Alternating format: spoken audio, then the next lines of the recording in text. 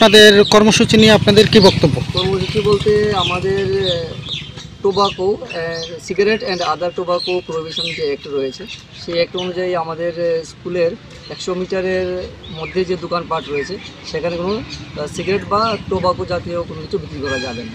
তো আমরা আজকে আমার ফটিকছড়া বাজারে আমরা মহকুমা প্রশাসন থেকে আমরা এসেছিলাম। তো সেখানে আমাদের ফটিকছড়া বাজারেই রয়েছে আমাদের Fatikchhara English medium school.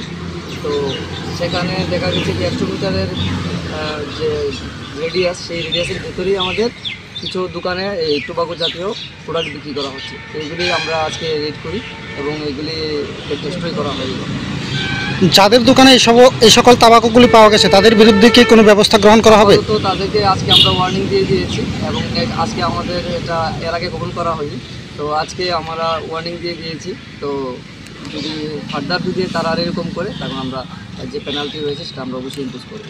Sir, গোটা মোহনপুর মহকুমায় বিভিন্ন স্কুলের সামনে এই ধরনের তাবাকু বিক্রি করতে দেখা যায় এবং এই এলাকাতে কিছু বেসরকারি শিক্ষা প্রতিষ্ঠান রয়েছে, সেগুলির সামনেও এই ধরনের তাবাকু বিক্রি করতে দেখা যায়। আপনাদের এই অভিযান এই তাবাকুর নিয়ন্ত্রণে কি আগামী দিনেও জারি থাকবে? অবশ্যই জারি থাকবে। আমরা প্রত্যেক দিনই আমরা কোনো না কোনো বাজারে আমরা যাব, যে বাজারের কাছে স্কুল রয়েছে, এবং দেখবো যে স্কুলের 100 মিটার গণ্ডির মধ্যে যেন দোকানে যেন তাবাকু জাতীয় কোনো কিছু বিক্রি করা না হয়। স্যার, বিশেষ করে ছাত্রছাত্রীদের উদ্দেশ্যে কি বার্তা দিতে চাইবেন? ছাত্রছাত্রীদের উদ্দেশ্যে বার্তা দিতে চাইবো যে আমাদের যে ভবিষ্যৎ রয়েছে, সেই তামাক জাতীয় দ্রব্যের ফলে আমাদের বিভিন্ন অসুখ বিসুখ, ক্যান্সার বিশেষ করে হয়ে যায়।